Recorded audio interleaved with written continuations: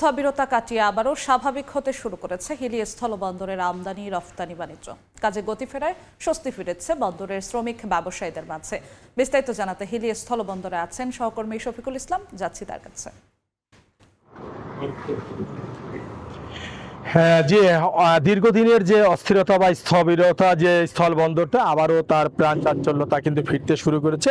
তো আপনাকে একটু জানিয়ে রাখি, হিলি স্থলবন্দর দিয়ে যেসব পণ্য আমদানি হয়ে থাকে সম্পূর্ণটাই ভোগ্য পণ্যের আমদানি নামে পরিচিত হিলি স্থলবন্দর। হিলি স্থলবন্দর দিয়ে যেসব ট্রাকগুলো আপনাকে একটু আমি দেখাই, সেই ট্রাকগুলো এখানে ভুট্টা, গমের ভুসি, মুগ ডাল, মসুর ডাল, মাসকালাই সহকারে নিত্য পণ্য যে পণ্যগুলো আমদানি করে থাকে, আমদানিকারকরা এইসব পণ্যগুলো স্থল বন্দর থেকে বিক্রি করে থাকেন।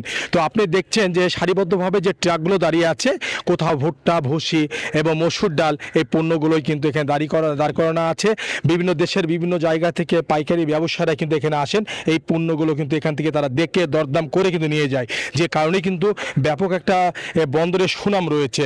তো মাঝে ভারতের যে নির্বাচন পরবর্তী সময়ে পণ্যের দামের যে সামঞ্জস্য না থাকার কারণেই ব্যবসায়ীরা কিন্তু পণ্যের আমদানি অনেকটা কমে দিয়েছিল। তো তারপরেও কিন্তু বর্তমানে পণ্যের চাহিদা রয়েছে, দেশের বাজারে পণ্যের চাহিদা থাকায় ব্যবসায়ীরা কিন্তু বিশেষ করে ভুসি, গম, ডাল এইসব পণ্যগুলো কিন্তু আমদানি করছে। তো আমরা দেখেছি, গত তথ্য যদি বলি, চলতি সপ্তাহের গত 3 দিনে বন্দর দিয়ে 205টি ট্রাক পণ্য আমদানি হয়েছে। তো এখানে স্থল বন্দর সারিবদ্ধ দাঁড়িয়ে আছে, আমদানিকারকরাও জানিয়েছেন যে পণ্যের চাহিদা রয়েছে, এভাবে যদি চাহিদা থাকে পণ্যের আমদানি আগে প্রতিনিয়ত বৃদ্ধি পাবে। তাছাড়া এখানে যারা শ্রমিক যারা আছে, শ্রমিক বন্দর সংশ্লিষ্ট, তারাও বেশ একটা স্বস্তিবোধ তারা লক্ষ্য করি। তারাও বলছে যে ব্যবসা বাণিজ্য অনেকটা ভালো হয়, তাদেরও কিন্তু বেশ তারা খুশি।